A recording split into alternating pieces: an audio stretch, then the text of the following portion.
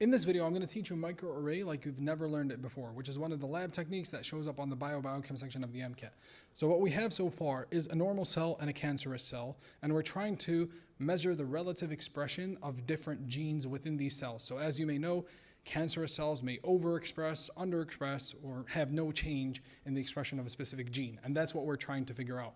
So this is our microarray right here, and these are our genes. So let's assume for the sake of this example that in the cancer cell, genes 1 and 4 are overexpressed, gene 2 is underexpressed, and gene 3, no change in the level of expression. So notice these little squiggly lines within the cells. These represent mRNA transcripts, i.e. genes being transcribed and expressed. So first thing we're going to do is we're going to label them differently in either cell like such. So as you can see, the RNA in the normal cell is represented with red, and the RNA in the cancerous cell is represented with blue.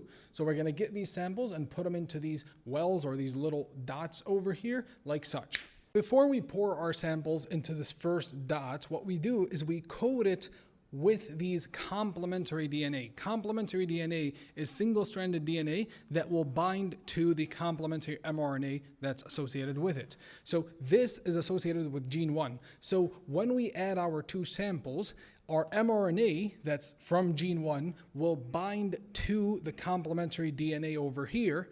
And the idea is that depending on what color you see over here in this dot, that tells you which cell is expressing more of the messenger RNA. Of course, we know that gene 1 is being overexpressed in the cancerous cell. So here, what you're going to see is a bunch of blue dots like this. So this one is going to be colored blue because you have more of the cancerous RNA over here.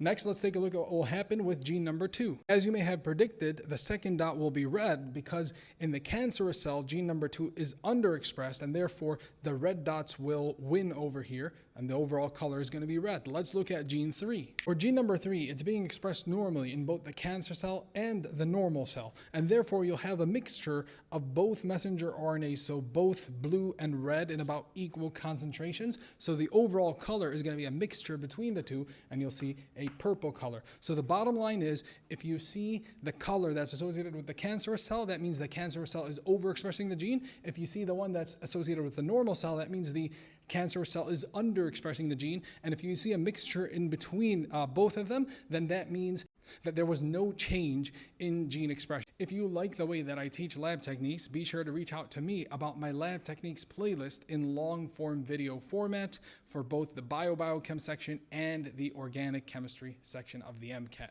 I'll see you in the next video.